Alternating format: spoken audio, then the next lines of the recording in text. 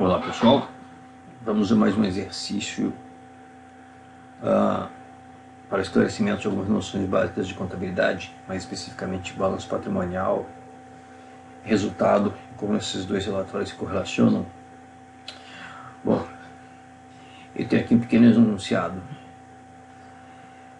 Uma pequena indústria química foi aberta há 3 meses. Na sua abertura, os sócios injetaram 2 milhões na conta bancária da empresa.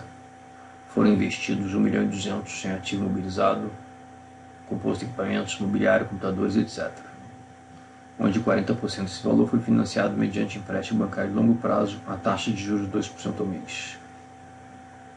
Foram investidos 800 mil em ativo intangível, composto de sistemas operacionais e soft, nas mesmas condições de financiamento imobilizado. A amortização do empréstimo capital somente se iniciará daqui a 2 anos. Bom, então esse empréstimo aqui está caracterizado integralmente como um empréstimo de longo prazo, vai fazer parte aqui do nosso balanço no visível a longo prazo. Esse primeiro parágrafo trata da fase pré-operacional. Eu vou aqui lançar os valores e depois partimos para o segundo parágrafo. Então, os sócios injetaram 2 milhões. Quando o sócio injeta o capital, aumenta a conta capital social. Essa conta inicialmente está vazia. Então a empresa começa com capital social de 2 milhões. E esse dinheiro vai bater no ativo circulante, na conta que eu vou chamar aqui de disponível. Caixa, bancos, aplicações financeiras de alta liquidez, saldo em tesouraria. Então o sócio injetaram o valor de 2 milhões, que fazem parte do disponível no seu início.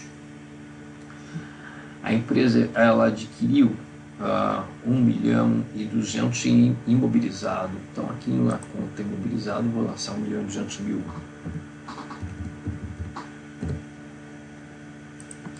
Desse valor de imobilizado de 1,2 milhão, 40% foi financiado mediante empréstimo de longo prazo. Então o empréstimo a longo prazo para financiar parte da aquisição desse imobilizado foi de 40%. A 480 mil, 40% de 1.200.000 a 480 mil. Né? O restante foi adquirido, financiado mediante o uso de parte do disponível. Né? Então, a redução do disponível correspondeu à diferença entre 1.200.000 e 480 mil. 720 mil, então, foi a redução do disponível. Então, esse valor, 720 mil. Então, o disponível terá caído de 2 milhões para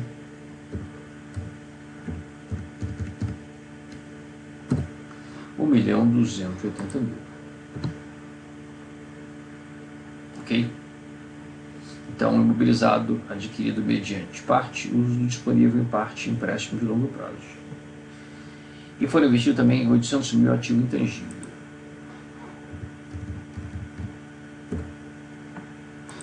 Financiamento da mesma forma. Ok? Bom, então eu tenho aqui o exível a longo prazo aumentando em 40% de 800 mil a 320 mil. Então, o exível a longo prazo aumentando para 480 mil mais 320 mil. A diferença foi financiada mediante o uso do disponível. A diferença, então, teria sido de 800 mil menos 320 mil. Uma redução do disponível em 480 mil. Então, aqui no disponível, eu vou diminuir ainda 480 mil. Então, o disponível terá chegado a 800 mil. Okay? Então, nessa fase pré-operacional, a empresa teria um disponível de 800 mil, um ativo não circulante de 2 milhões, 1.200.000 mais 800 mil. Então teria um total do ativo, por enquanto, de 800 mil mais 1.200.000 mais 800 mil. 2 milhões e 800. Ok? Do lado direito eu também tenho 2 milhões e 800, 2 milhões de capital próprio, 800 mil empréstimo de longo prazo. Bom, essa fase pré-operacional aqui, o primeiro parágrafo está concluído. O segundo parágrafo diz o seguinte: atualmente, ou seja, depois de 3 meses de operações, a empresa tem 150 mil disponível. Então esse disponível aqui, que anteriormente estava 800 mil, ao longo dos meses, 3 meses de operação, ele é utilizado para compra de estoques, para pagamento de despesas, mas ele pode aumentar em função de receitas recebidas no curtíssimo prazo. A gente não tem todos esses detalhes operacionais, a gente sabe apenas que esse disponível terá caído para 150.500. Então é isso que eu vou lançar aqui. Opa. 150.500. Atualmente a empresa também tem 205 mil em contas a receber. 205 mil.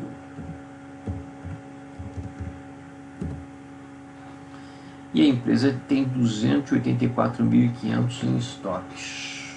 284.500 em estoques. Também tem 122 mil em contas a pagar. Então aqui no lado do passivo circulante, eu vou lançar aqui 122 mil em contas a pagar.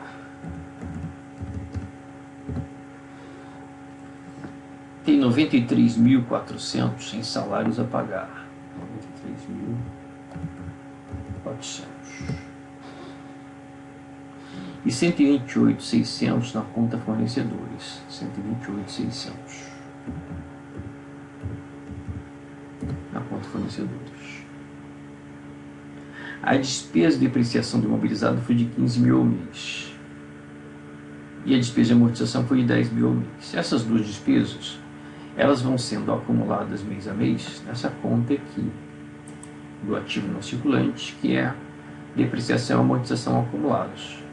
Então eu posso dizer que a cada mês a despesa de depreciação junto com a de amortização sofreu um acúmulo de 15 mais 10, 25 mil por mês. Nós tivemos 3 meses, então essa conta de DIA acumulada sofreu um acréscimo chegando a 75 mil.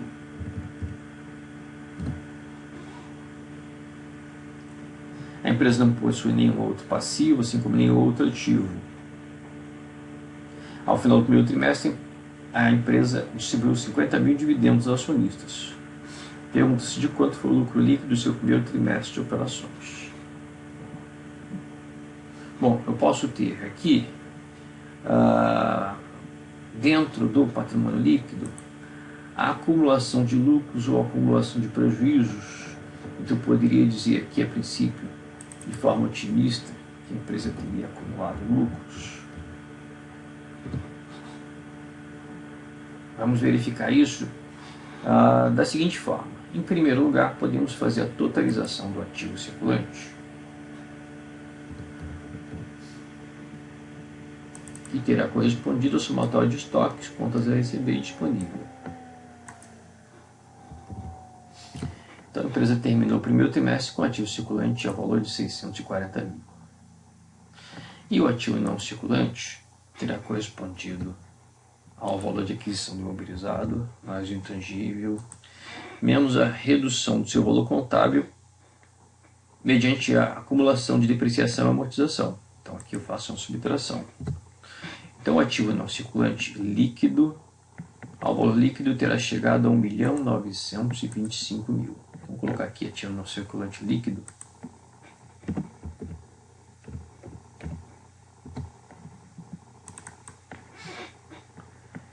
E agora, dentro do total do ativo, eu vou ter o ativo circulante, 640 mil, mais o ativo não circulante, 1.925.000, chegando a 2.565.000. O que sabemos é que esse total do ativo, esse equilíbrio com o total do passivo e patrimônio líquido. Então, terá chegado ao mesmo valor. Esse total do passivo e patrimônio líquido, ele vai corresponder ao passivo circulante mais o exigível a longo prazo, que é o passivo não circulante, mais o patrimônio líquido. O que sabemos do passivo circulante? É que ele correspondeu ao somatório de fornecedores, salários a pagar e contas a pagar.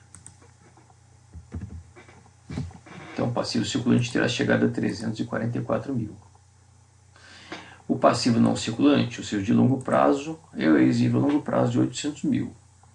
E podemos dizer que o total do passivo terá chegado ao passivo circulante mais o exigível a longo prazo. Então a empresa terminou o primeiro trimestre com uma dívida total circulante e não circulante de 1.144.000. Voltando ao total do passivo e patrimônio líquido, sabemos que ele corresponde a 1.144.000 mais o patrimônio líquido, cujo valor não conhecemos. Conhecemos apenas o saldo em capital social. Então nós podemos ver por diferença que o patrimônio líquido terá chegado ao valor de 2.565.000 menos o total do passivo. Então a empresa terá terminado o primeiro trimestre com patrimônio líquido de 1.421.000. Se os sócios injetaram 2 milhões, porque esse patrimônio líquido diminuiu. E o que nós sabemos com relação ao patrimônio líquido? Podemos condensar ele em duas contas, o capital social e os lucros acumulados ou prejuízos acumulados. Quando a empresa tem sucessivos lucros e vai acumulando esses lucros, o patrimônio líquido vai aumentando. No nosso caso aqui temos uma redução do patrimônio líquido. Isso significa que a empresa, em vez de acumular lucros, terá acumulado prejuízos. Ok? Bom, eu vou colocar então aqui, trocar a palavra lucros por prejuízos.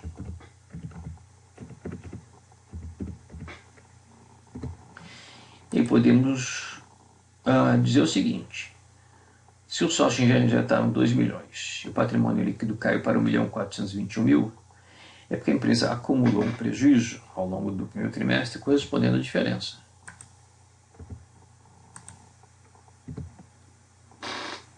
O patrimônio líquido, então, teria sido agora o resultado do capital social de 2 milhões, menos os prejuízos acumulados de 579.000 ao longo do trimestre. Ok? Então, sabemos aqui que o perfil do balanço ao final do primeiro trimestre terá sido esse. Mas há uma pergunta final aqui de quanto foi o lucro líquido de seu primeiro trimestre de operações. O que sabemos da relação entre o balanço patrimonial e a demonstração do resultado? É que o lucro líquido, o valor ainda terá que ser calculado. Um lucro líquido certamente negativo. E a empresa terá distribuído dividendos de 50.000. Como é que a empresa acumula lucros? Ela acumula mediante sucessivos valores de lucro líquido. E esses lucros acumulados, eles diminui o seu valor a partir do momento que a empresa distribui dividendos. Então, se a empresa gera lucro, mas distribui todo esse lucro, a acumulação é nenhuma. Todo o excedente de lucro líquido, em comparação aos dividendos, se transforma em lucros acumulados. Então, eu poderia dizer que os lucros acumulados, aqui, que no caso foram de 579.000 negativos, a empresa teve um prejuízo acumulado de 579.000, vou colocar aqui esse valor, menos 579.000.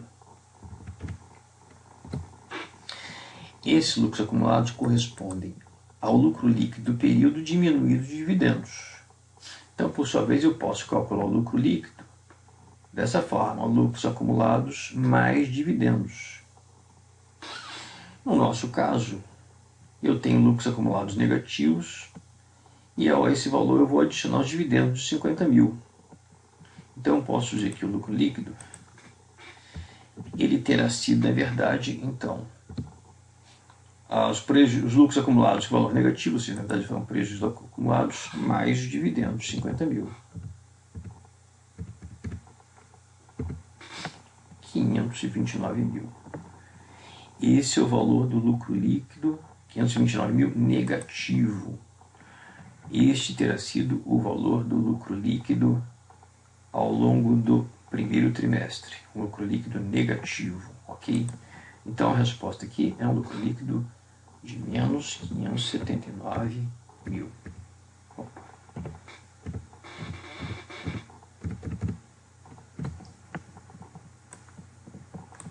Essa é a resposta.